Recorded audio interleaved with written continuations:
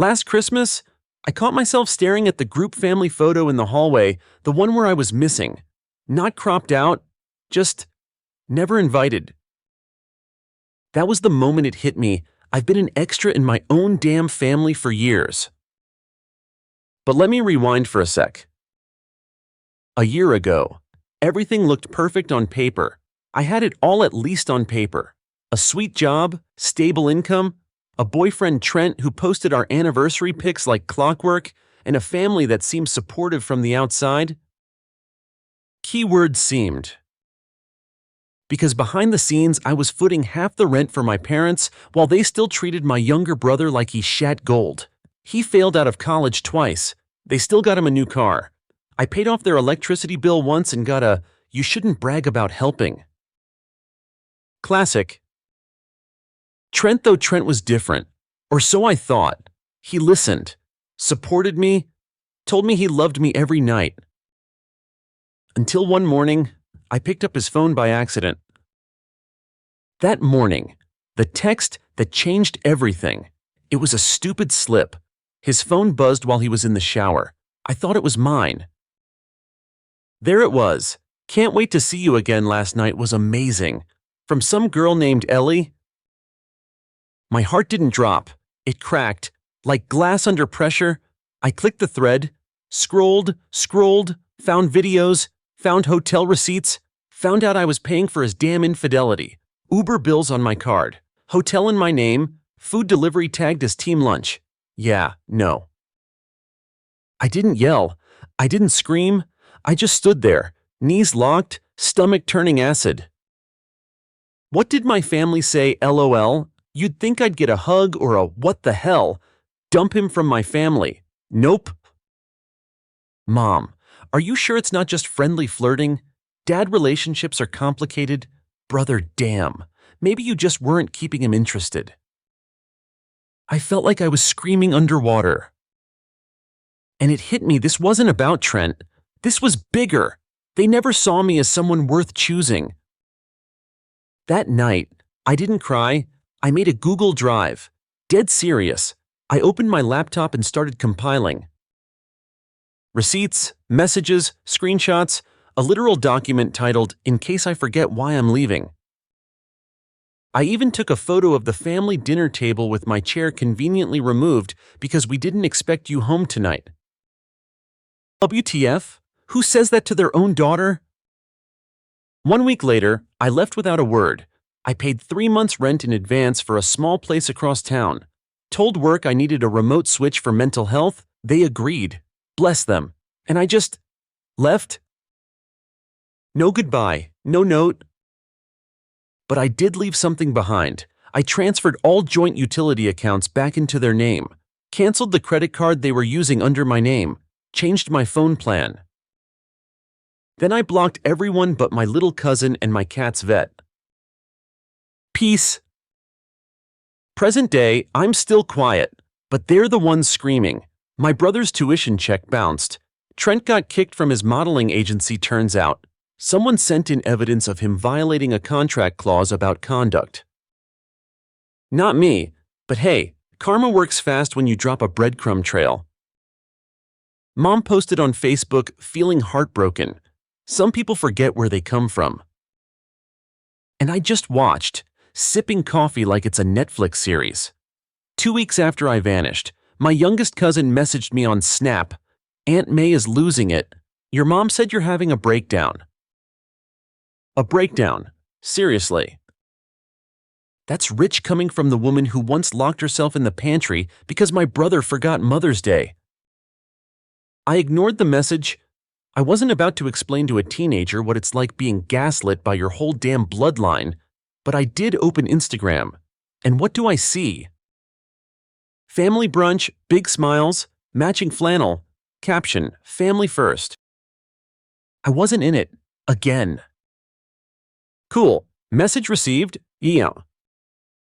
I made myself a frozen burrito and watched YouTube like it was any other Sunday. But inside, something cracked a little deeper. You know when you're angry, but you've already cried all the tears you had. So now you're just hollow. That Then the next post drops Trent, shirtless, smiling, at a rooftop pool that looks suspiciously like my friend Avery's building. Pause. Backstory. Avery and I were tight since high school, like sleepovers on Tuesdays just to debrief about life type of tight. She was the only one who helped me move after I left. The only one who said, "You deserve better," when I found those texts. So why was Trent in her building? I messaged her. No response. But tried again the next day. Nothing. I felt it in my gut before I confirmed anything. That pit in your stomach that says, you know this already. You just don't want it to be true. So I waited, bided my time, until her birthday came up and she tagged him. Grateful for the people who stayed when shit got messy, and there was Trent, holding her waist like he'd been doing it for years. I almost threw my phone, not because he cheated, I'd already buried that, but because she knew. She knew what he did. She helped me cry about it. And still chose him. I was done. I logged into the Google Drive, the one with the screenshots and receipts, the one I'd stopped adding to because I thought, nah, let karma handle it. Screw that, karma's on break, I'll clock in. I uploaded everything, labeled it clearly for anyone wondering why I disappeared. Made the folder public. Then I sent it to my old friend group, to Avery's boyfriend, to the modeling agency Trent had just reapplied to after getting dropped. Yeah, I knew. One of my old coworkers works there now. Small world. I didn't add commentary, didn't say a word. Just dropped the match. By the next morning, my phone had 37 missed calls and a voicemail from Avery sobbing like she was the victim. Trent texted, "You're so petty. This is why nobody likes you." My guy, you're sleeping with my best friend and somehow I'm the problem. Classic. Mom called too, left a long message about how I was tearing the family apart, said I was ruining reputations and being vindictive. Vindictive. You left me out of dinners for 6 months because you didn't want to ruin my illusion about a cheating boyfriend. You let me grieve a relationship alone, made me think I was going crazy. And now that I'm done playing doormat, I'm the villain. Nah. I poured a whiskey, sat on my tiny balcony, and watched the city breathe. It was quiet, peaceful, lonely, sure, but at least it was honest. And that's when my brother, of all people, texted me. You were right about everything. No follow-up, no explanation, just that. I stared at the screen like it might explode, because the golden child never admits he's wrong, ever. 15 minutes later, I get another one. They lied to you, about more than Trent. Okay, what the hell? I called him, he didn't pick up, but now my brain was sprinting. What else could there possibly be? More cheating, a family secret, something with money. I started spiraling. I called my therapist, yeah. I'd started seeing one after I left and she told me to pause. Don't jump into it. She said, let them come to you now. You've done enough chasing. She was right. I'd spent my whole life begging people to just see me, understand me, choose me. Not anymore. So I let the dust settle. I didn't post, didn't reply, just went back to living. And that's when the letters started showing up. Not emails, actual letters, like we were in some 1950s drama. The first was from my mom. 4 pages, handwritten, rambling apologies about misjudgments and emotional confusion. She said she panicked when she saw Trent with Avery, that it brought back old trauma from her first marriage. She didn't want me to relive what she went through, so she tried to spare me. By lying. Cool logic. Second letter from my dad. He said he didn't agree with the family decision, but went along with it to keep the peace, that he should have protected me, that he lost sight of what a real father does. I sat there, letter in hand, shaking. Because I didn't want their apologies anymore. I wanted my kicking life back. I posted one last thing online. To anyone who's asking, I didn't cut off my family because of a breakup. I cut them off because they watched me drown and called it protecting me. The comments flooded in. Strangers, friends, even people I hadn't spoken to since high school. Damn, that hit. This was me last year. Thank you for saying it. Family is more than DNA. And it was weirdly comforting. This ugly, messy, embarrassing story had become something relatable. Like maybe I wasn't the crazy one after all. Maybe, just maybe, I was finally becoming me. 3 days after I posted that last message, my phone rang again. Blocked number. I don't know why I picked up. Curiosity, spite, boredom, whatever it was. I answered and immediately regretted it. Lucas. It was my aunt, my mom's younger sister, the only one in the family who ever gave me Target gift cards and honest advice. She sounded nervous, like shifting in her seat, can't catch her breath kind of nervous. I need to tell you something, but I don't want to do it over the phone. She said, can we meet? My gut twisted. I knew that tone. That wasn't I miss you nervous. That was I've been holding something back nervous. So I agreed. We met at a diner halfway between her place and mine, some old school spot with burnt coffee and the kind of waitresses who call everyone honey. She was already sitting there when I walked in, stirring her coffee like it owed her money. I slid into the booth, no small talk. She looked at me and said, "Your mom stopped you from finding out the truth about Trent months before the breakup." She intercepted the first message. I blinked. What? She nodded. One of her friends saw Trent with another woman, Avery, probably, and sent her a picture. She confronted him. He confessed, said he didn't want to be with you anymore, but didn't want to hurt you. I felt the table tilt. Not literally, but everything inside me swayed. So she what? Made a deal with him, I asked. Aunt May nodded again.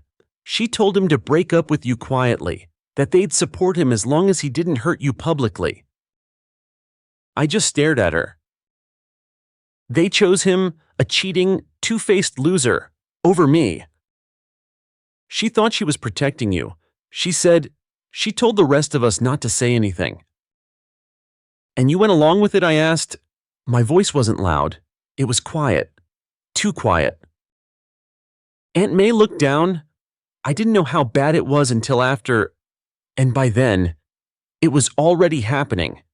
The dinners, the secrets, I didn't know how to stop it. I felt nauseous. You watched me lose my mind trying to figure out why they were icing me out, and you said nothing. She started crying. I didn't comfort her. I just grabbed my jacket and left. That night, I didn't sleep. I kept thinking about all the times I'd questioned myself, all the times I thought maybe I was too sensitive, too emotional, too dramatic. Turns out, I was just surrounded by people who were too damn comfortable lying to my face. The next morning, I went to work like nothing happened. Had coffee, answered emails, took a call about a bug in the new build. But inside, I was on fire. Then around noon, I got a text from my brother again. They're trying to spin it now, saying you misunderstood. They're planning a family intervention. A family what? Oh, hell no. If they thought I was going to sit in a circle while they gaslighted me with, "We did it for your own good" speeches, they were out of their damn minds. I texted back, "Let them try. I've got the receipts." Because I did.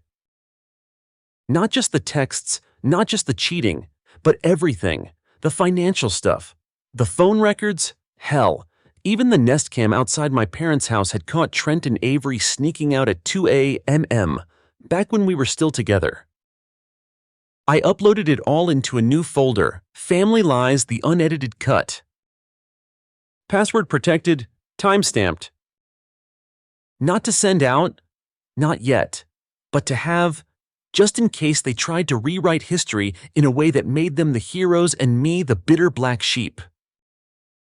I wasn't bitter, I was done. The next weekend, my dad called. I ignored it. Then he texted, "Please come over, just to talk, no setups, no drama." I thought about blocking him. I really did. But then I thought, fine, let's see what fairy tale he's going to pitch me this time. So I went. I showed up at the house I grew up in, where the porch still creaked in the same spot and the welcome mat still said, "Bless this mess," like it was a personality trait. My dad opened the door.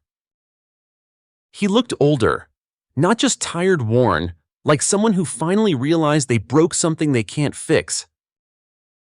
We sat at the kitchen table, just the two of us. No one else in sight. "I don't know how to make this right," he said, "but I want to start by saying, I messed up. I let your mom take the lead because I thought she knew what she was doing. I was wrong." I didn't say anything, just waited. He sighed. "I knew about Trent. I should have told you, but she said if we kept it quiet, it would hurt less, that if he left cleanly, you could move on. So you let me be the only one in the dark while everyone else played director of my breakup," I said, my voice flat. He nodded. "Yeah." We sat in silence. Then I asked, "If it had been my brother, if someone had cheated on him, would you have kept it from him?" He didn't answer. Didn't have to. I already knew. So I stood up. "I'm not coming back," I said. "There's no starting fresh. You can apologize. You can regret, but you don't get access anymore. That's the price." He nodded. Didn't argue. That part shocked me. As I left, I looked back once, just once. He was still sitting at the table. Same spot he used to drink his coffee while helping me with algebra homework. And I realized I wasn't sad anymore. I was free. 2 weeks after I walked out of my dad's house, the group text from my family, the one they used to accidentally forget to include me in, suddenly lit up. "Let's talk. You owe us that much." From my mom. Bold move for someone who hid my boyfriend's affair like it was a family recipe. I didn't respond. I just screenshot it and filed it under the folder I now affectionately called Delusion Archives. They still didn't get it. They still thought this was about one argument, one dinner I missed, like I was just throwing a tantrum because I didn't get invited to brunch. Nah. This was about trust, about a decade of being the support system without ever being supported, about being strong until that strength became their excuse not to care. So I stayed quiet, let them stew. And then the weirdest thing happened. People started reaching out, not just close friends, acquaintances, distant coworkers, ex-roommates.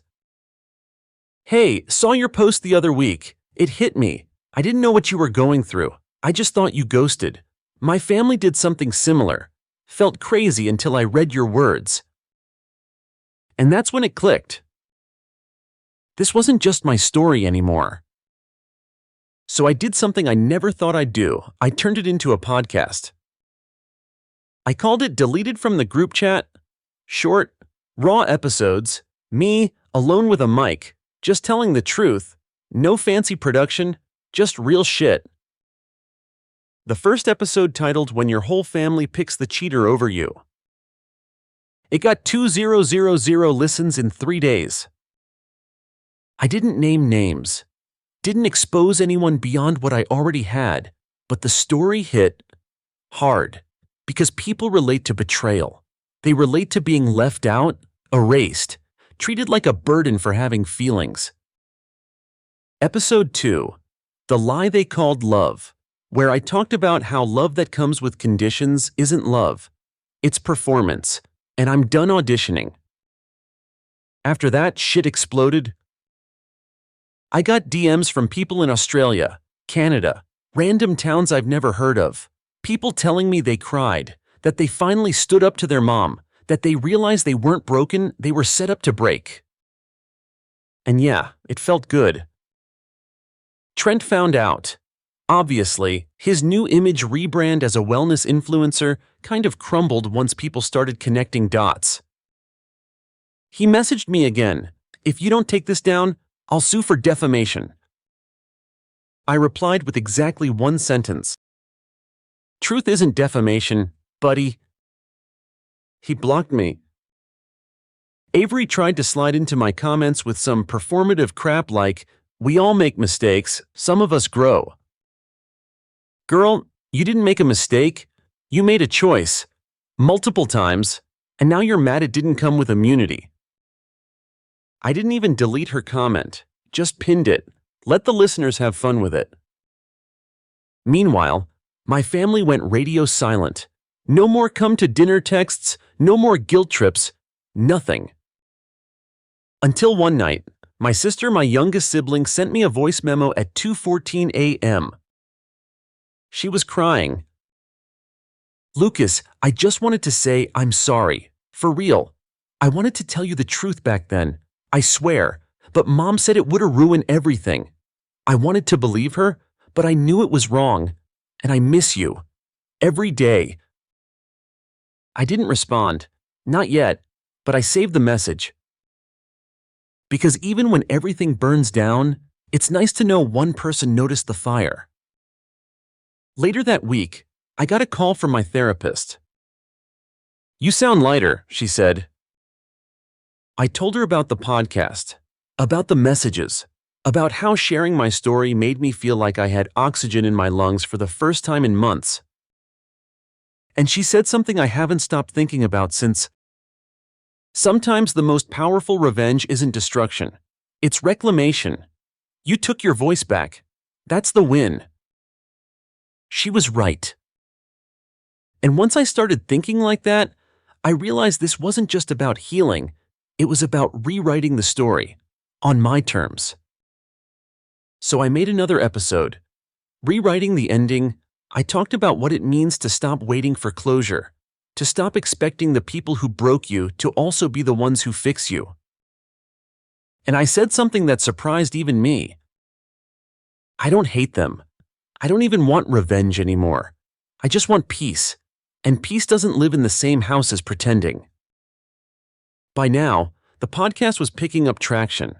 It got featured in some small mental health blog. A few therapists emailed me asking if they could share it with clients. I let them, because maybe someone else out there needs to hear this. You are not hard to love. You are just around people who don't know how to love well. Let them go.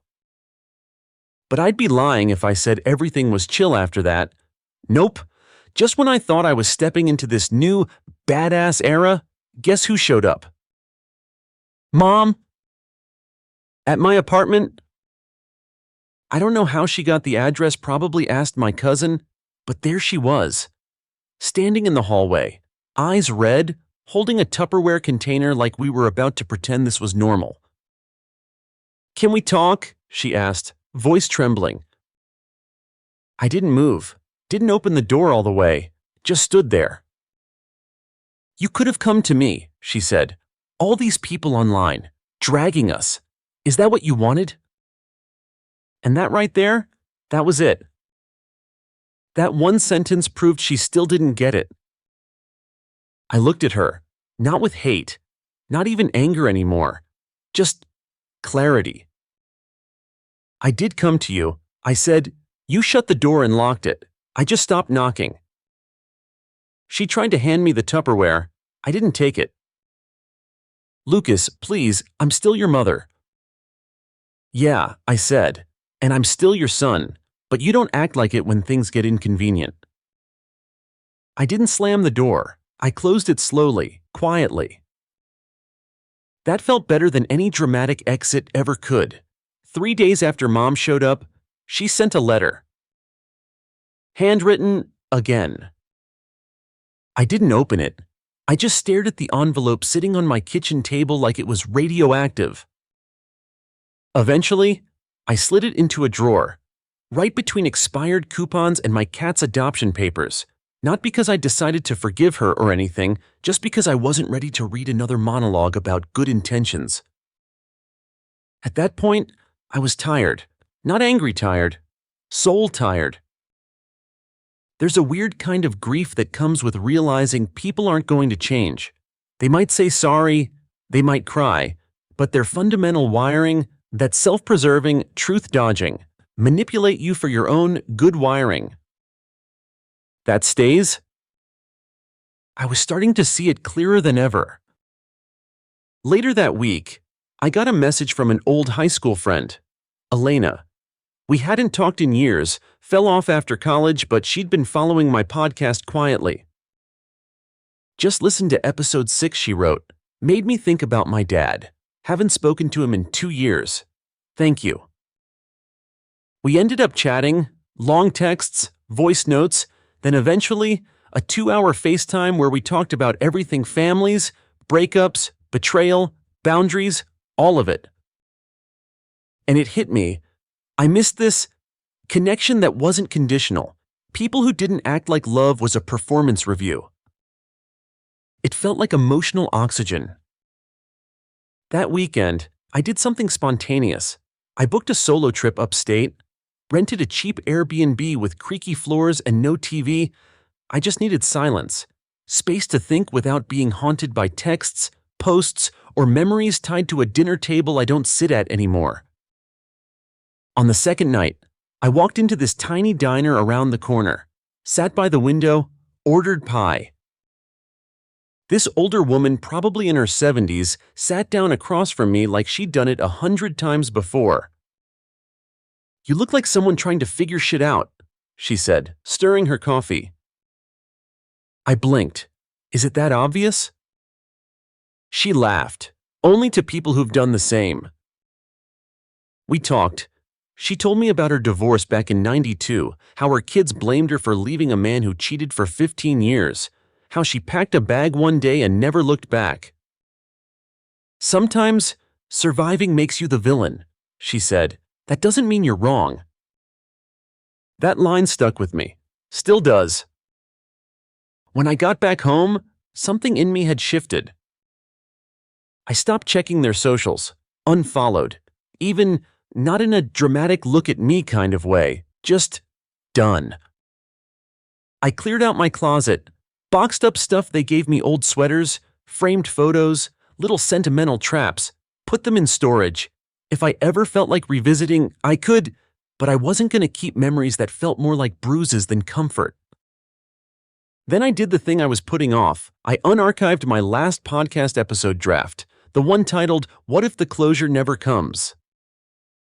And I hit publish. It wasn't angry, it wasn't sad, it was just honest. I talked about the fantasy we build around reconciliation, how we wait for the big moment, someone breaking down, confessing, begging, swearing they've changed, but most of the time, that moment never shows up. Sometimes closure isn't a conversation. Sometimes it's you choosing peace in the absence of justice. It got more plays than any episode before it. People were reposting quotes from it. Forgiveness without accountability is just enabling. You don't owe anyone a second chance if they spent the first one breaking you. I didn't feel powerful, I felt real. Then, the weirdest twist of all, my brother reached out again. This time, not with cryptic texts or passive-aggressive jabs. He asked to meet, said he didn't want to apologize through a screen. I almost said no, almost blocked him. But something told me to go. We met at this neutral little cafe, halfway between where he lives and where I do now. He was already there when I arrived, fidgeting with a napkin. "I'm not here to defend them," he said. "I'm not here to fix anything. I just wanted to say, I see it now. I didn't then, but I do now." I didn't reply. I let him keep going. He told me about how the group chat made him sick after a while, how he'd mute it, then feel guilty, how he'd think, "This is messed up," but stay silent anyway because it was easier. "Easy was a trap," he said. "I took the easy way. I just didn't want to lose anyone, but I lost you anyway." That part hit because I hadn't heard anyone in my family say that. Not sorry, not we were scared, but I lost you. He slid something across the table, a printed photo of us when we were kids. I'm in a Halloween costume. He's holding a flashlight. We're both grinning like idiots. "I miss that version of us," he said. "Me too, but that version of us didn't know how ugly people could get when loyalty was inconvenient." I nodded, quietly, and I said the truest thing I've said in months. "I'm not coming back, but I'm glad you came." He teared up. I didn't. That was new. Later that night, I lit a candle. Just one. Sat on the floor. No music, no screens, just presence. And I whispered something out loud. "I forgive you, but I don't trust you, and I probably never will. Not for them, for me." Because that's what real closure looks like, saying the words, even if no one's listening, and knowing you mean them. I didn't realize how heavy everything had been until I started waking up without a knot in my chest. Like, for the first time in months, I wasn't rehearsing fake conversations in the shower. I wasn't checking my phone expecting some passive-aggressive essay or cryptic family guilt drop. Just silence. And peace? Not dramatic peace, not movie montage peace, the kind that shows up slow, like soft rain after a long drought. I started walking more, bought new plants, took a pottery class. Sounds cheesy as hell, I know, but there's something about shaping clay with your hands that forces your brain to shut up and just be. I even started dating again. Not seriously, nothing wild, just real, slow connection with no pressure. And here's the kicker, I stopped looking for red flags like I was preparing for war. Because I wasn't scared anymore. Not of heartbreak, not of lies, not even of being alone. I'd already survived the worst kind of betrayal, the kind where the people who should protect you are the ones who wound you deepest. After that, Tinder ghosting ain't shit. Then, out of nowhere, I got a wedding invite. Avery. Yep, her. Getting married. Not to Trent LOL, that imploded, to some guy I didn't know. Probably didn't cheat on her yet. The envelope came with a note, no hard feelings. Would love to have you there. I laughed so hard I dropped my coffee. No hard feelings. Girl, you let me sob on your couch about a man you were sleeping with, and now you want me to clap for your new chapter. Nah. But I didn't rage, didn't rant. I just RSVP'd no thanks, wishing you peace. And that felt like victory. My podcast hit 100K downloads. I didn't expect it, didn't plan for it, but I guess people were hungry for something real, not curated drama or hot takes, just the story of a person crawling out of a broken family system and trying to love himself better. Listeners started sending their stories, voicemails, emails, some of them brutal, some beautiful. One message said, "You made me feel like I wasn't crazy, like I wasn't alone in the lie." That one stuck with me.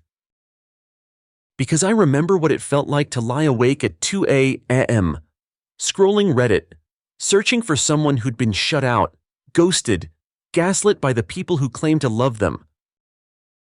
Turns out, there's a whole damn village of us.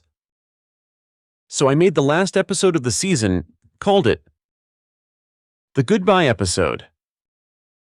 And I meant it. I told the full story, start to finish, no bitterness, no theatrics, just truth. I ended it with this: if your family makes you question your worth, redefine what family means.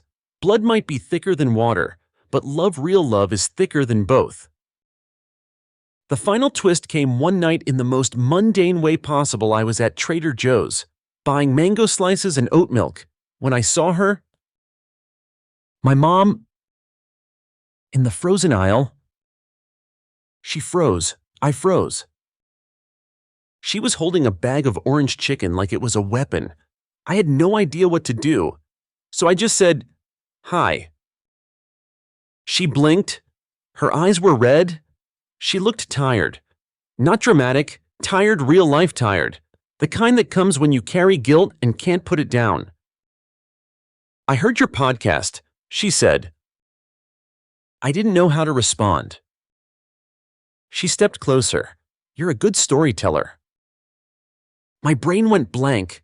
Of all the things she could have said, that. Then she said something I'll never forget. "I wasn't the mother you needed, and I don't expect you to forgive me, but I'm proud of who you are." I just stared at her. Not because I was waiting for a hug, but because for the first time, she said something honest with no strings attached. No manipulation, no guilt trip, no but. Just truth. We didn't hug, didn't exchange numbers, we just nodded and kept walking in opposite directions. That was the closure I never knew I needed. Now I wake up in a tiny apartment that smells like eucalyptus and coffee. My cat sleeps by the window, sunbathing like she pays rent. My phone buzzes not with chaos, but with friends who actually see me.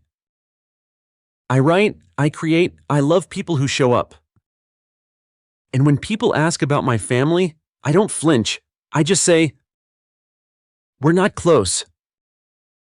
No drama, no sad violin music, just fact. Because healing doesn't mean pretending it never happened. It means carrying the scar with pride and saying, "Yeah, I bled, but I healed." So if you're reading this, if you've been through it or you're still in it, here's what I hope you remember. You don't need everyone to understand. You don't need their approval, their version of the story, their apology. You just need You need to trust that you are not too much, not too broken, not too emotional. You are not wrong for needing truth. You're just finally choosing you. And that's not revenge. That's rebirth. And damn, it's beautiful. Story 2. This better not be another cabin in the woods bullshit. I stared at my reflection in the rickety mirror of Clearhaven, a town so picture perfect it felt staged. The locals had perfect lawns, perfect families, and goddamn perfect smiles. And here I was, Lena Sinclair, 32, hazel eyes, red hair I'd inherited from my mom, but a body that betrayed me. Only my left arm worked properly. The right one, paralyzed since a car accident when I was 7, always drew pitying glances.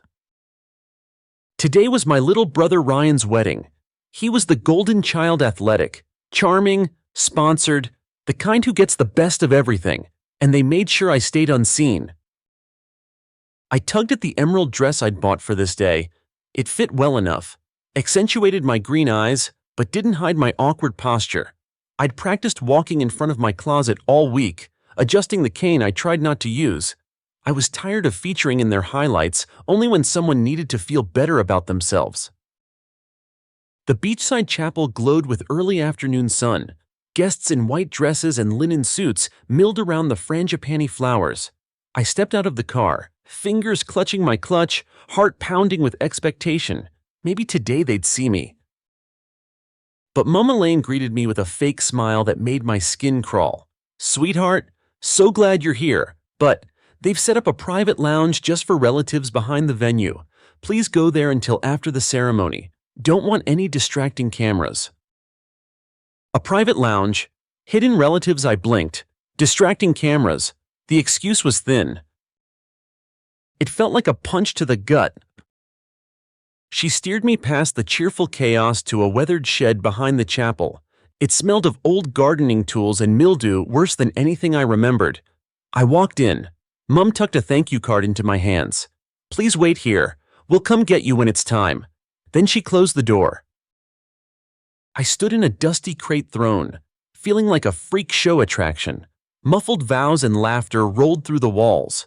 They were getting married out here, beautiful and genuine, while I was hidden because my arm didn't match the fantasy. Shame, humiliation, anger, every emotion hit me like beach waves in a storm. My breath caught, my chest tightened. I'd endured their pity growing up. Now they erased me entirely. Time blurred. The faint melody of a guitar drifted by. I sank down, sliding off the crate. My emerald dress puddled around my knees. I let tears come hot, silent, furious. I wasn't just hidden, I was erased. Then a memory flickered. Grandma Rose. Her cottage by the sea, her eyes kind, seeing past my physical difference, her voice strong. Lena, you're made of steel, even if you feel metal bent. She'd left that cottage to me in her will. Tears shifted from rage to something colder. Clarity. They weren't withholding space to protect the wedding. They were controlling me, keeping me small. The shed was the final act. Control exhibition. Marry off Ryan. Family looks good. And Lena, where'd she go? Shrunk out of existence.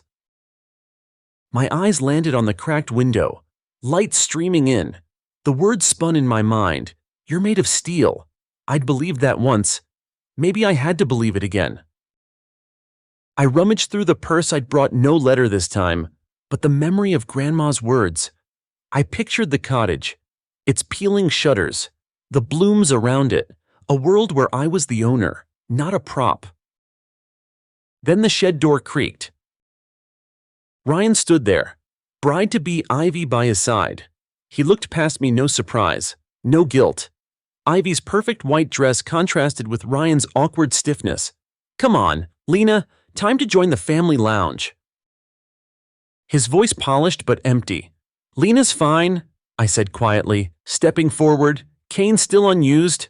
They blinked. Ivy's smile flickered. Ryan cleared his throat. Yes, yes, you are. I walked past them slow, sure, each step a victory. They expected me to fake a smile, fade into pictures. No, I wasn't theirs to ignore or edit out. Out by the ceremony, guests cheered the newlyweds. I paused at the edge, exhaling that tight lump in my chest. For the first time, I felt my bones crack open, letting in breath, space, direction. I looked at the chapel doors behind me where I'd watched Grandma Rose take me fishing, painting seascapes, and then at Ryan and Ivy's smiles. So bright, so orchestrated. I tipped my head. Congratulations, I said, voice soft but steady. They didn't deserve tears or anger. They deserved acknowledgement of truth. Ryan nodded. Ivy's lips parted. No words. The camera flashed, but this time, I wasn't erasure. I was standing on my own. A single figure etched in green against blue waves and white sand. I turned my back on them, stepped toward my car, the sand crunching under heels. Each step cleared room inside me where shame used to live. I whispered to the wind, I own my story. The next morning, I stood on the front porch of Grandma Rose's cottage, my cottage. The sea stretched wide and unbothered ahead, waves hitting the rocks in lazy rhythms. The key felt solid in my palm, a promise long overdue. I hadn't slept much. After the wedding, I'd driven straight to a cheap motel on the edge of town, stared at the ceiling for hours, replaying every slight, every dismissal, every time someone in my family pretended I was doing fine so they wouldn't have to deal with the truth. The truth I was tired of being erased. The lock clicked, the door creaked open. I stepped into silence. The cottage was dusty, but the bones were good. Grandma Rose hadn't been gone a full year yet. Her paintbrushes still sat in a mason jar near the window. A half-finished seascape leaned against the wall. Her smell lavender and oil paint still lingered faintly in the air. I sank onto the old velvet armchair, my cane resting against the side table. My right arm trembled slightly from yesterday's strain, but I didn't mind. It had carried me out of the shed, out of their shadows. I pulled out my phone and scrolled through old texts. Elaine, family first, always. Don't forget that. Ryan, you didn't even stay for the reception Ivy's family noticed. Ivy, I'm trying to give you grace, but that dress really wasn't appropriate. What the hell did that even mean? Then came the one that snapped something inside me. Elaine again. Please be reasonable. Rose never intended the cottage just for you. We needed to back the loan for Ryan's business. You don't even use it. Don't be selfish. Selfish. I stared at the message. My fingers hovered over the keyboard. Then I opened a new email and typed, to Margot Hensley, estate attorney, subject Rose Sinclair's will, urgent confirmation needed. Hi Margot. This is Lena Sinclair, Rose's granddaughter. I need to confirm details regarding the property inheritance she left me, specifically legal ownership of the cottage in Clearhaven. I believe family members are attempting to access or claim the property without my consent. I'd appreciate your confirmation and guidance on securing the title. Thank you, Lena. I hit send and felt the shift. For the first time in a long time, I wasn't asking for inclusion, I was claiming what was mine. Later that afternoon, I drove into town and stopped by a small cafe for coffee. I hadn't been back to Clearhaven since the funeral. Everyone here knew everyone. I braced for the whispers. Sure enough, the barista, a woman in her 50s with overly styled hair and forced friendliness, chirped, "Oh, Lena, I heard you were back in town for Ryan's big day. Must be proud of your little brother." I smiled tightly. Didn't get to see much of it. I was relocated. She blinked. Relocated. Long story, I handed her a $5 and took my change. As I turned to leave, I heard her whisper to another customer, still bitter about the accident. Poor thing. Shame. Really, Rose always thought she'd turn out stronger. I stopped cold. Stronger. I turned, calm but sharp. Rose never doubted me, but thanks for your opinion. And I walked out, coffee in hand, pulse steady, let them talk. That night, I sat on the cottage porch, staring at the moon slicing through the ocean black. I didn't cry. I didn't scream. I just existed. Finally. The next morning, my phone rang. Margot? Lena, her voice warm but brisk. You were right to reach out. The property's deed is in your name. Sole beneficiary, no co-owners, no shared claim. I'll email you a copy. I'd also recommend changing the locks. I laughed a little, shocked by how good it felt. Already did. Then she added, I hope you're okay. Rose spoke often of you. She said she hoped you'd find the space to breathe. Yeah, I said, my throat tight. I think I just did. The following week, I filed paperwork to block any liens or claims on the cottage. I got a call from a banker who said my mother had tried to use the address as collateral. I froze for a second, then calmly explained the situation. They backed off quickly. Ryan texted again. They said you're being difficult. Ivy's crying. You should just give them what they want. You're not even using it. I didn't reply. Instead, I texted Clara, my old friend from community college art classes. We hadn't spoken much in recent years, but she was the kind of person who always saw me. Need a hand fixing up the cottage, I wrote. I'm taking it back. Her reply was almost instant. Hell yes, I'll bring the wine. By Friday, Clara showed up in paint-stained overalls, a toolbox, and a grin. So, she said, stepping into the dusty cottage, are we painting over your past or making something new? I grinned. Maybe both. We scrubbed floors, painted trim, fixed the busted porch step, and at night, we drank wine on the patio, watching the tide roll in. She didn't ask about Ryan or Elaine or the shed. She just let me be. You're glowing, she said one night, tipping her glass toward me. Is that code for sweaty and covered in spiderwebs? She laughed. No, I mean it. You, finally. I didn't know how to respond, so I sipped and nodded. Inside, the walls were bare, but the energy was shifting. I could feel it. I started sketching again, nothing fancy, just raw, real. My limp still made walking awkward, and the right arm fatigue was real after long painting days. But I didn't care. I was making this mine. Clara and I hung one of my pieces above the mantel, a sketch of the cottage under moonlight. Title it, she asked. I looked at it for a long moment, then said softly, Not hidden. It was a Tuesday morning when the silence broke. I was at the dining table, sunlight spilling across my sketchbook, coffee in hand, pencil in motion, and for the first time in years, maybe ever, I wasn't drawing for approval. I was drawing because I had something to say, something to feel. The wind outside stirred the curtains, and the scent of salt and paint filled the room. Then the doorbell rang. I froze. Nobody just showed up out here, not without warning. The cottage was miles off the main road, tucked behind dunes and pine. Clara was in Portland for the week. I set my coffee down and stepped to the door. Elaine stood there. Hair too neat, smile too fixed, a clipboard in hand like she was selling real estate. Morning, Lena, she said, tone breezy but clipped. I was in the area, thought we could talk. I didn't move.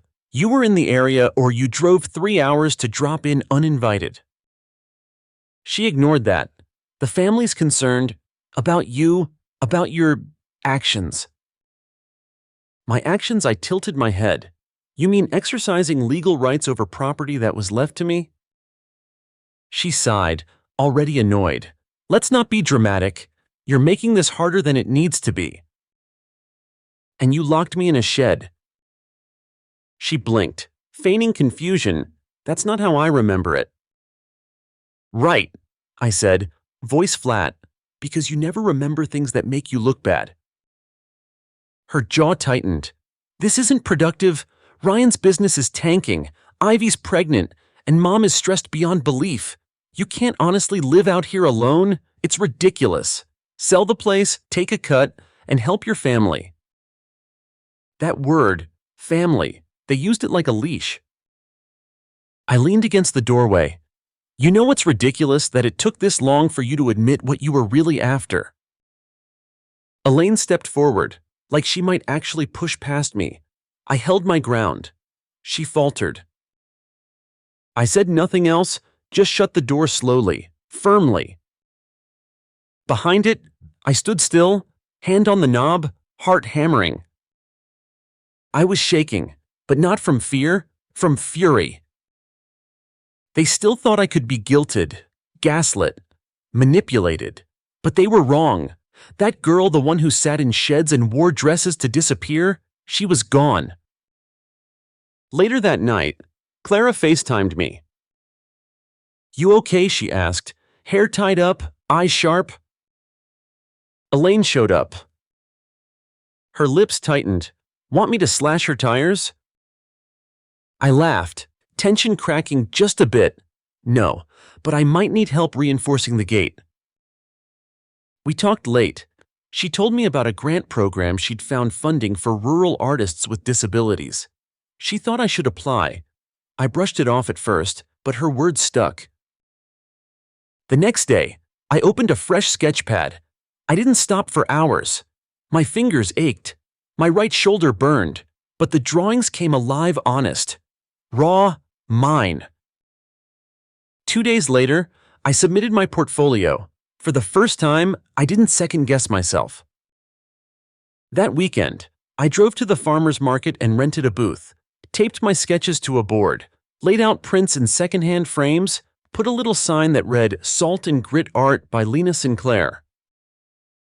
I sold 5 prints in the first hour. People stopped, talked, asked about my work.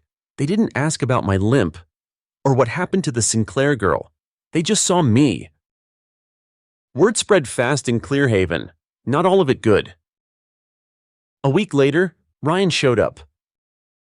At first, I didn't recognize the car. It was beat up, dented, nothing like the Tesla he used to brag about. He looked thinner, tired. Ivy stayed in the car, staring at her phone. He stepped onto the porch like it was still his. "I need to talk," he said. I crossed my arms. "You've got 2 minutes." He held up his hands. "I screwed up. Okay, we all did. I know locking you in that shed was wrong. You think?" He flinched. "Look, Ivy's due soon. My startup fell through. We're losing the apartment. Mom's panicking. Elaine's pushing everyone. I need help." I stared at him. "You need help?" I repeated, "and you think the person you literally threw away is your best shot?" He ran a hand through his hair. "I'm desperate." And I was disposable, until you ran out of options.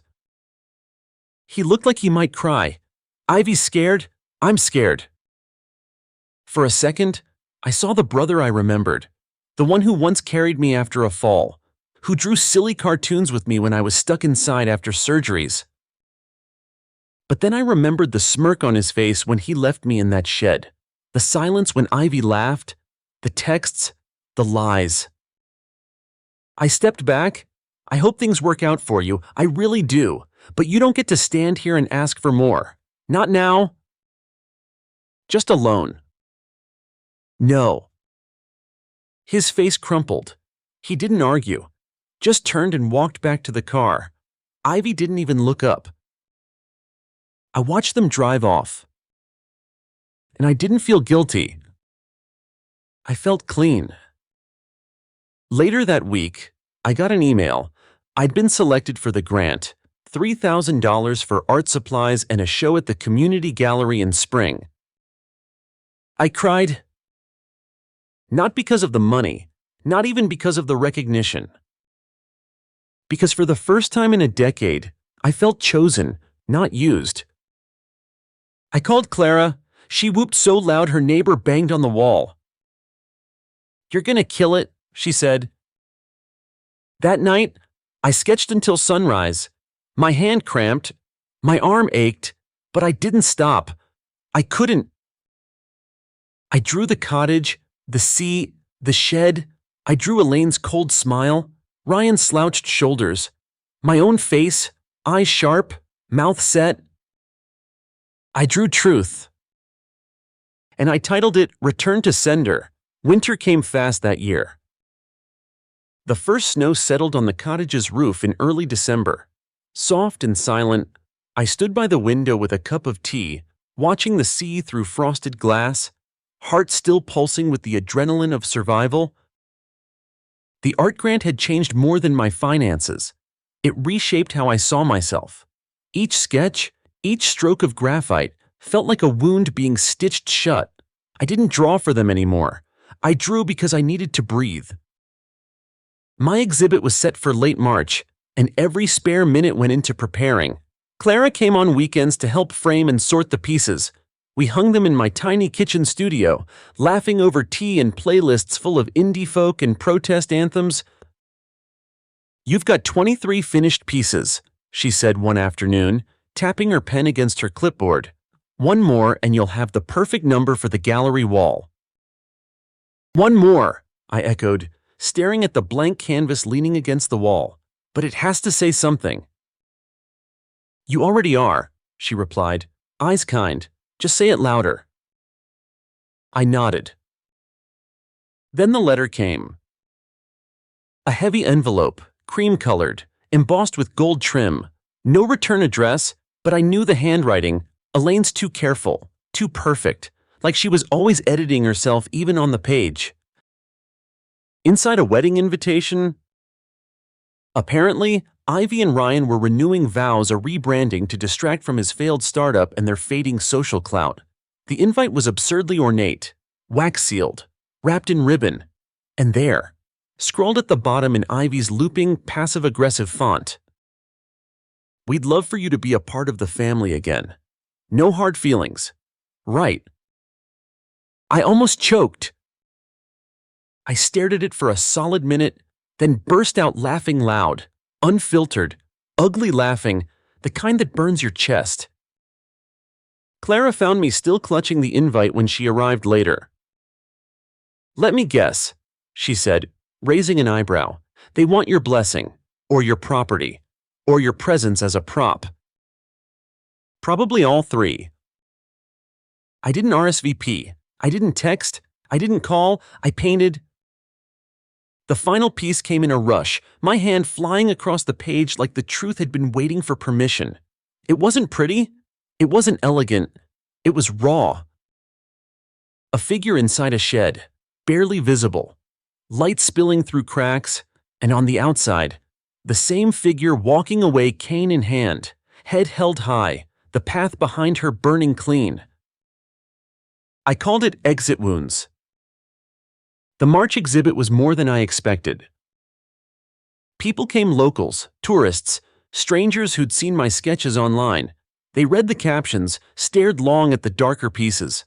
One older woman clutched her chest at return to sender. A teen whispered, "That's me in front of cliffside erasure." People felt it, understood it, not just the art but the story inside it. Elaine didn't show, neither did Ryan or Ivy, but I wasn't surprised. Marion did. She came during the final hour of the exhibit, wrapped in a camel coat, pearls too tight around her throat. Her heels clicked across the gallery floor like gunshots. "Elaine said you were doing some sort of display," she said, voice neutral but tight. "It's an art exhibit," I replied. Her eyes scanned the walls, landed on the shed piece, her face twisted.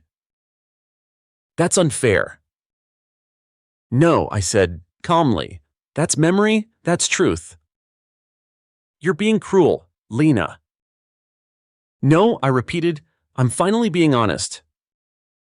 She didn't stay long, left without signing the guest book. But I saw her read the title of that last piece, saw her blink, hard, then leave. That night, Clara and I took down the exhibit.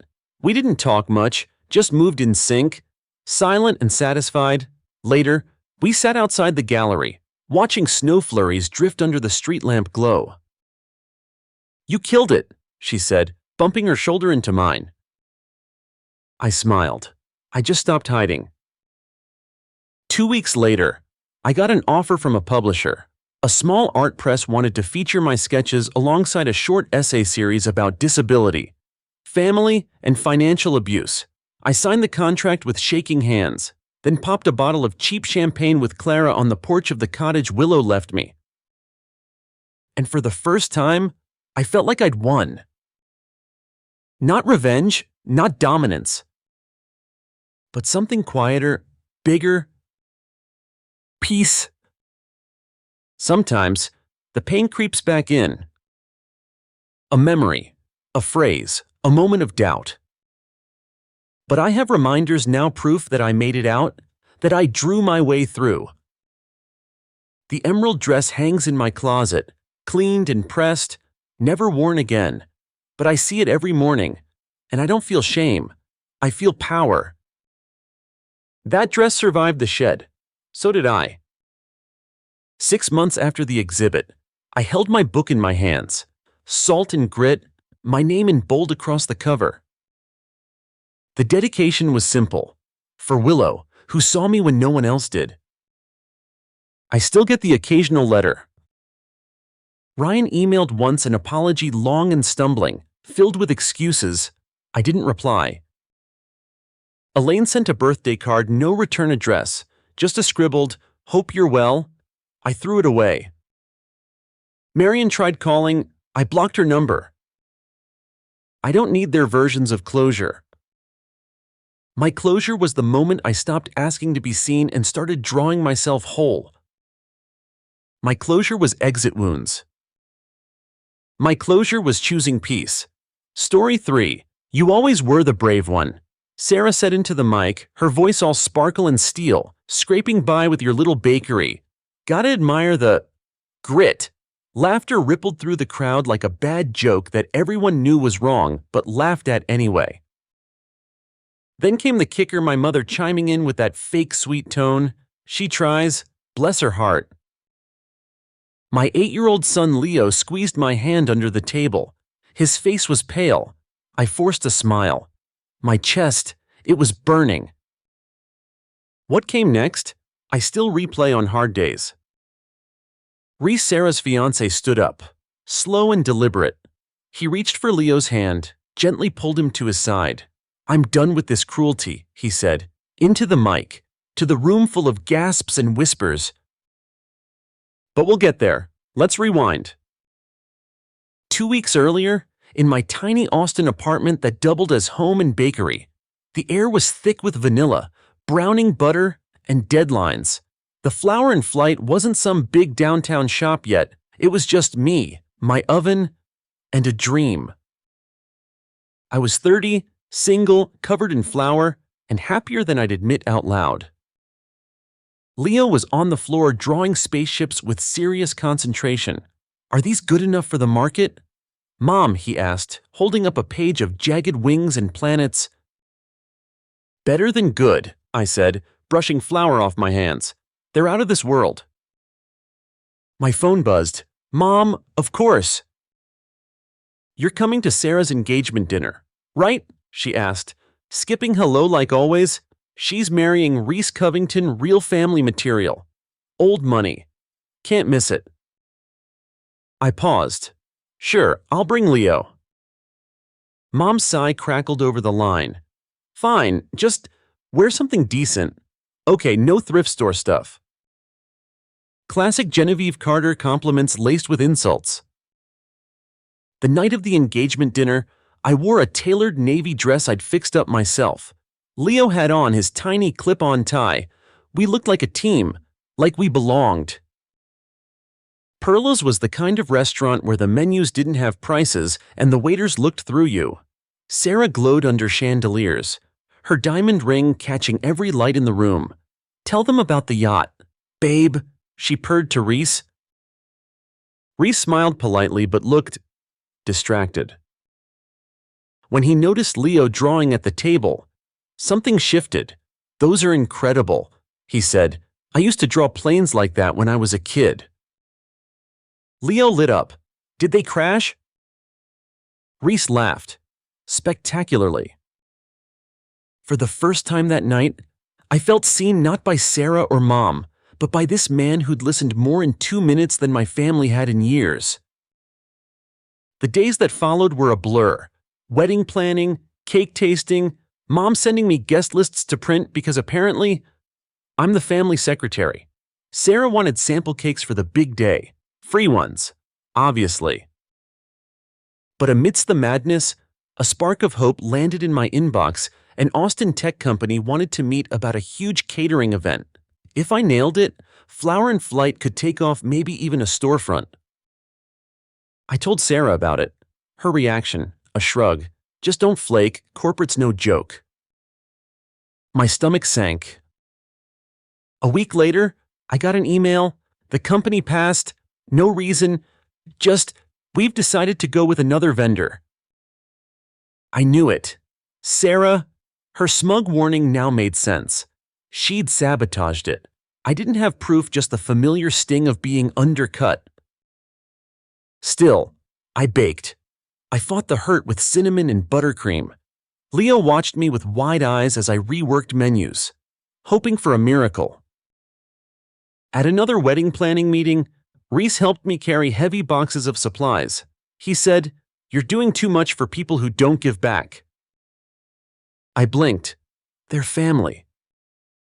He looked at me like that word meant something it shouldn't. Family doesn't mean you're free labor. A few days before the wedding, something happened that changed everything. Leo and I dropped off the final cake samples. Reese was there. As we chatted, Leo said, "Mom always says small kindnesses make big ripples." Reese froze. His voice dropped. "Did you volunteer with a community grief group back in 2015?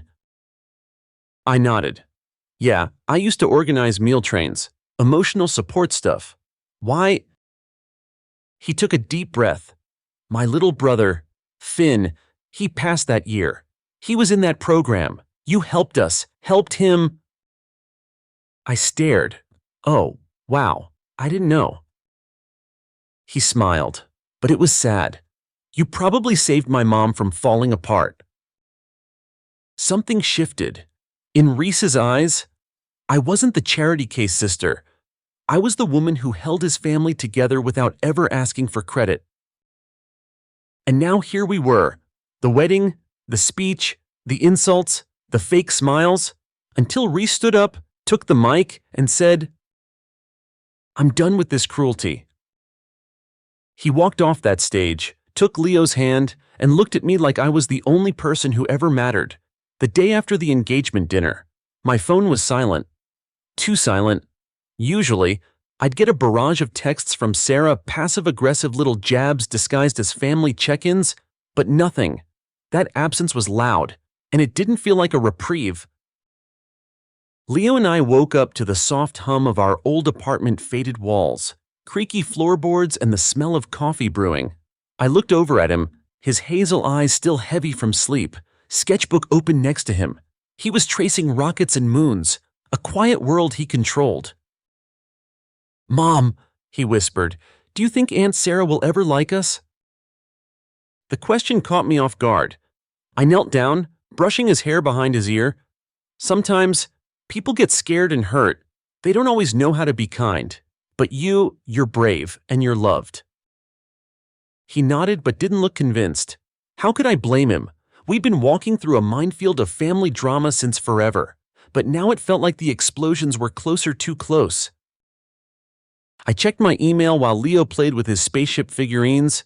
An invitation popped up, a community market event downtown. They wanted local bakers, a chance to showcase Flower and Flight. I smiled, cautious hope bubbling up. This was the lifeline I needed. Later that morning, I met up with Clara, my oldest friend and artistic partner in crime. She'd been my rock since college, always pushing me to dream bigger than the cracked ceilings of my apartment. "Ready to take Austin by storm," she teased, handing me a coffee. "Trying to," I replied, "but Sarah's shadow is long, and Mom's already called 3 times about making sure I don't mess up the family image." Clara rolled her eyes.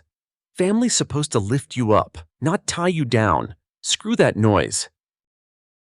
We brainstormed marketing ideas, social media posts, and quirky new flavors.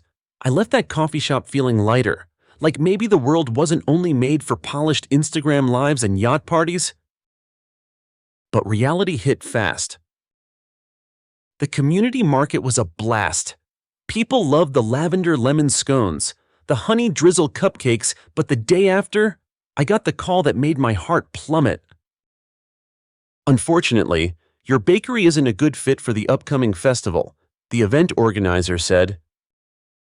No explanation, no feedback, erasure. I knew who was behind it. "Sarah?"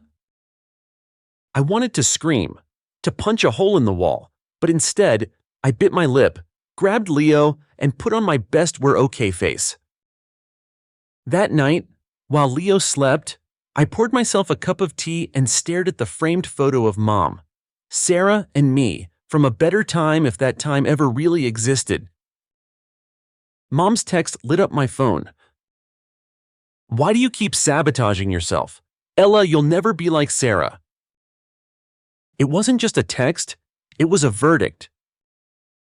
I typed back slowly, hands shaking, "I'm not trying to be her, I'm trying to be me." The reply never came. Weeks passed, wedding day arrived, and with it, a storm brewing under the surface. I dressed Leo in his best little suit, his spaceship sketches folded neatly in his pocket. The lakeside venue shimmered with fairy lights and expensive champagne. Sarah floated through the crowd like a queen bee, radiant and rehearsed. Mom flitted around, whispering with high society friends, her smile brittle. Reese was different, quiet, kind, watching us from afar. When he approached, his eyes found Leo's and mine with an unmistakable warmth. "Ready for the big day?" he asked. Leo nodded shyly. "I'm nervous." Reese crouched beside him, voice soft. "You'll do great, buddy. And remember, your mom's a rock star." I swallowed a lump. The ceremony unfolded like a movie set. Vows recited with practiced precision, crystal glasses clinking, and all eyes on Sarah and Reese. But I was a ghost in the crowd. No smiles, no whispered encouragements, just cold shoulders and sidelong glances. Leo clutched my hand, drawing strength from my steady grasp. Then came the speeches. Sarah's sister took the mic first, praising the couple's perfect life. Then Sarah's turn. She stepped up, gliding across the stage in a silk gown, her voice syrupy sweet. And to my big sister Ela, she said, eyes glinting, "Who's so brave, running her little bakery and scraping by? We all have our roles, don't we?" Laughter rolled through the room like a wave. I felt Leo shrink against me, his tiny body trembling. Before I could react, Reese stood, his expression hard. He took the mic from Sarah, voice cutting through the buzz. "Character isn't about spotlight moments," he said. "It's about kindness when no one's watching." He spoke of Finn, his late brother, and how Ela's quiet support had meant everything to their family. The room fell silent. Sarah's smug smile crumbled. Mom's eyes flashed panic. And I realized, for the first time, I wasn't invisible. I wasn't just the plain sister or the baker. I was someone who mattered. Later, as the chaos of the reception swirled around us, Reese walked me and Leo to the car. "Don't let them dim your light," he said softly. Leo looked up, eyes shining. "Mom, can we have a rocket on the bakery wall someday?" I smiled. "Yeah, buddy. We'll paint the biggest rocket this town's ever seen." That night, as I tucked Leo into bed, I felt the weight of the past months lift just a little. Sarah's cruelty hadn't broken me. It had lit a fire. And I was ready to fight for our future. The morning after the wedding, I woke up feeling strange, like a fog was lifting. The haze of old wounds, bruises from Sarah's words and Mom's dismissals, felt lighter somehow. Maybe it was Reese's speech cutting through the noise, or Leo's smile as he dreamed about rockets and space. Whatever it was, I knew I couldn't let this moment slip away. I brewed a strong cup of coffee and pulled out my laptop. Emails, messages, social media notifications all screaming for attention. But instead of retreating, I clicked open an application I'd been too scared to finish: a grant proposal for a small business loan. Flower and Flight wasn't just a bakery anymore. It was my ticket to independence, to proving that I was more than the plain sister or the charity case. That week was a blur of meetings and paperwork. I met with a loan officer who was kind but straightforward. He told me my credit score was solid, my business plan promising, but my family's social standing or lack thereof was a hurdle I hadn't expected. "Family reputation can matter more than numbers in some circles," he said, shrugging. It was a punch in the gut, but I squared my shoulders. "I'm not here to live in their shadow," I said firmly. Leo was my constant anchor through it all. One afternoon, as I kneaded dough for another batch of scones, he tugged at my sleeve. "Mom, can we paint a rocket on the bakery wall now?" he asked, eyes hopeful. I smiled, flour dusting his nose from where he'd sneaked into the kitchen. "Soon, kiddo, soon." But Sarah wasn't done. The day after the loan meeting, a package arrived at our apartment.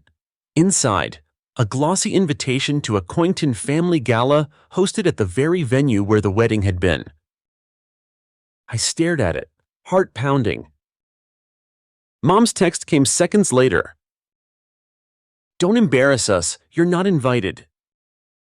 The message was a reminder no matter how hard I fought, I was still an outsider. I showed the invitation to Reese when he stopped by with cupcakes from a local bakery. He frowned. "That's a power move. They're trying to remind you who they think you are." I nodded, the sting sharp. But instead of shrinking, I made a decision. "I'm going with Leo."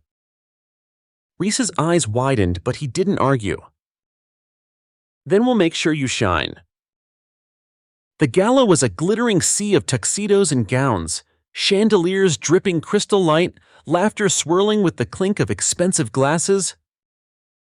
Sarah greeted us with a frosty smile, her eyes narrowing when she saw Leo in his little blazer. Mom hovered nearby, whispering to influential guests, her gaze flicking to me with thinly veiled disdain. But this time, I wasn't hiding. Reese took my hand as we stepped onto the polished floor, his presence a steady shield. Leo's small hand squeezed mine, grounding me. When Sarah approached, smirking, I met her gaze head on. "Glad you could make it," she said, voice sharp. I smiled back, calm. "Wouldn't miss it."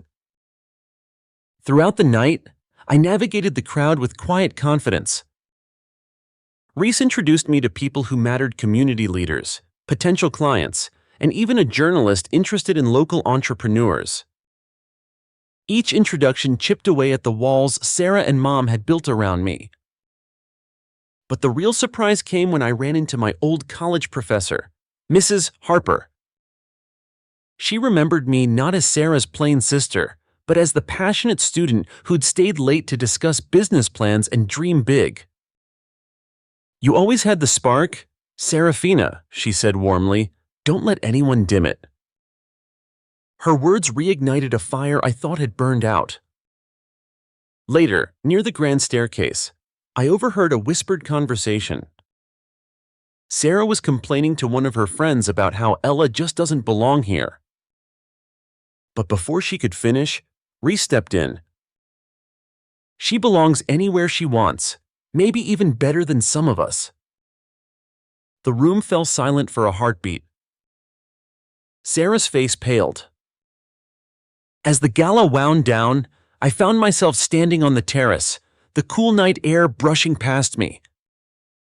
Leo was asleep in Reese's arms. I looked out over the city lights, feeling something shift inside me. This wasn't just about proving my worth to my family anymore. It was about reclaiming my life.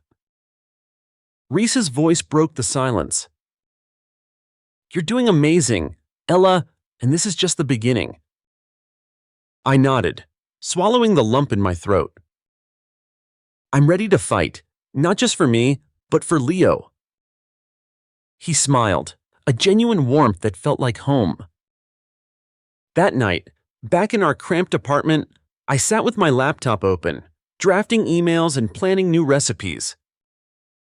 Leo stirred beside me, murmuring about rockets. I smiled, thinking about the journey ahead. Sarah's cruelty hadn't broken me, it had built me.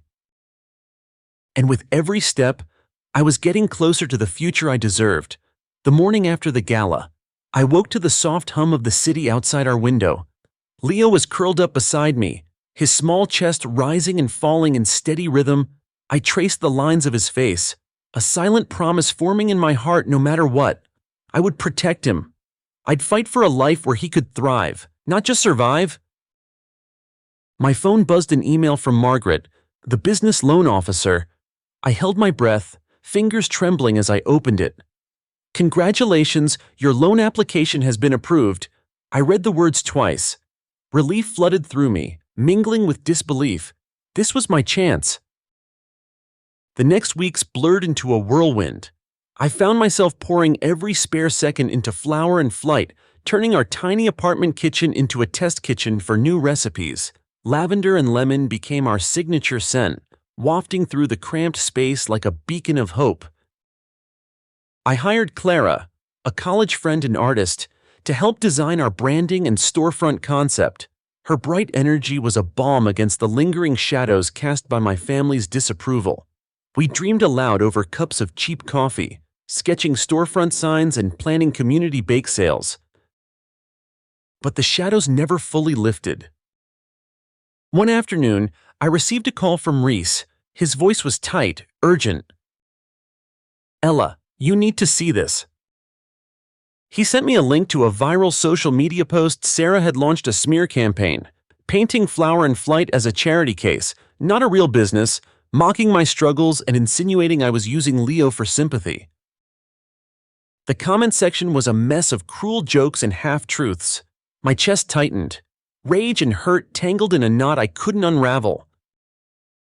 But something had shifted. Instead of retreating, I posted a simple message. Flower and Flight is built on love, resilience, and a refusal to be defined by others. For every dreamer told no, we rise. The response was immediate and overwhelming. People shared their own stories of grit and rejection. Orders flooded in. Local bloggers reached out. The community was rallying behind us. Yet, the battle wasn't over. One evening, my mom showed up unannounced. Her smile was brittle, eyes sharp with something I couldn't quite place. Was it guilt, resentment? "Ella," she began, voice syrupy, "Sarah and I want to help. This mess with the business, the posts. It's not how families do things. Let's make peace." I looked at her, the woman who dismissed me, hidden me, mocked me. "Mom," I said slowly, "I'm done being your charity project." Her lips tightened. "Think about Leo. What kind of example are you setting?" I swallowed hard. "The example of standing up for myself," I said, "of building something real, despite everything." That night, after Mom left, I sat on the floor with Leo's spaceship sketches spread around me. He looked up, eyes wide. "Mom, why are they so mean?" I hugged him tight. "Sometimes people are scared, and that makes them act like bullies, but we're stronger than that." He smiled a fragile but fierce light. Days later, Reese surprised me with a visit. He brought news a local investor wanted to meet, impressed by the bakery story and community support. "Looks like you're really making waves," he said with a grin. I laughed, the sound light and free for the first time in months. "We're just getting started." But Sarah wasn't ready to surrender. At a community event, she confronted me publicly, her voice dripping with venom. "You think a few likes and followers make you successful? You're a joke, Ella." The crowd shifted uncomfortably, some whispering, others watching. Reese stepped forward, calm but firm. "She's not a joke. She's the reason this community is coming together." Sarah sneered but backed down. That evening, I sat with Leo watching the stars from our fire escape. "I want to build a rocket one day, Mom." "You will, sweetheart, and I'll be there every step." The night air was cool and hopeful. Weeks turned to months.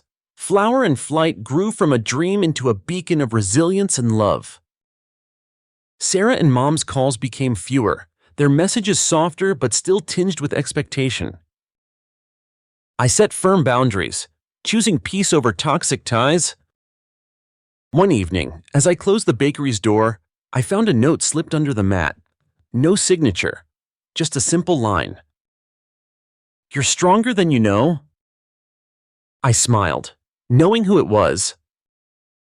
This journey wasn't just about flour or sugar, it was about reclaiming my story, my dignity, my future. And with Leo by my side, I knew we could rise above,